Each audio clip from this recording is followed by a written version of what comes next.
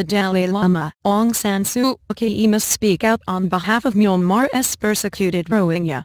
The Dalai Lama, leader of the Tibetan Buddhist faith, gave an interview to The Australian on May 28.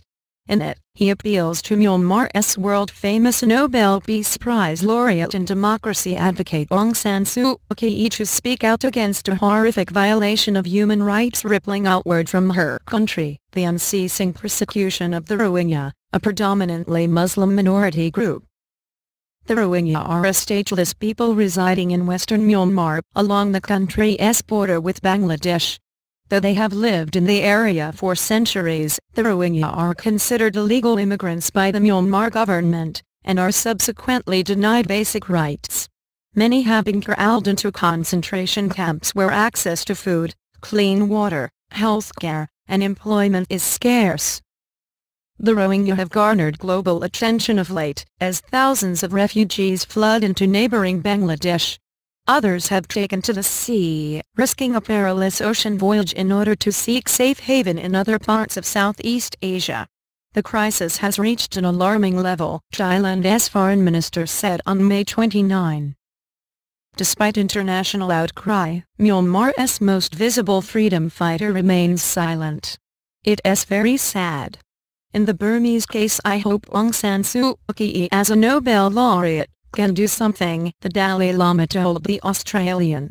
I met her 2 times, first in London and then the Czech Republic. I mentioned about this problem and she told me she found some difficulties, that things were not simple but very complicated. But in spite of that I feel she can do something, he added. Archbishop Desmond Tutu of South Africa has also expressed concerns over her silence. In contrast, Nobel laureates José Ramos Horta, the former president of East Timor, and Iranian human rights activist Shirin Ebadi have taken up the cause.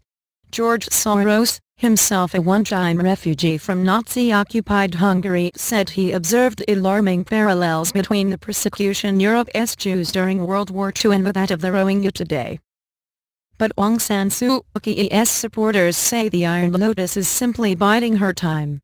With a general election just around the corner, Suu Kyi's National League for Democracy is poised to take a considerable number of seats in Myanmar's legislature. Given how widespread anti-Rohingya sentiments are among the voting population, it's possible she is sidestepping the issue for the moment to maintain electability. Some speculate she will address persecution of the Rohingya in the event her party wins a majority. However, Myanmar's current constitution forbids her from taking the office of president. The country's parliamentary speaker, SHWE Man, has effectively ruled out the possibility of a constitutional referendum prior to 2015 elections. What's more, Suu Kyi has openly denied any presidential ambitions. Being president is not my dream, she said in Jan. 2015 according to the BBC. Though many remain skeptical, these realities render her silence on the Rohingya issue quite puzzling, and not a little bit troubling.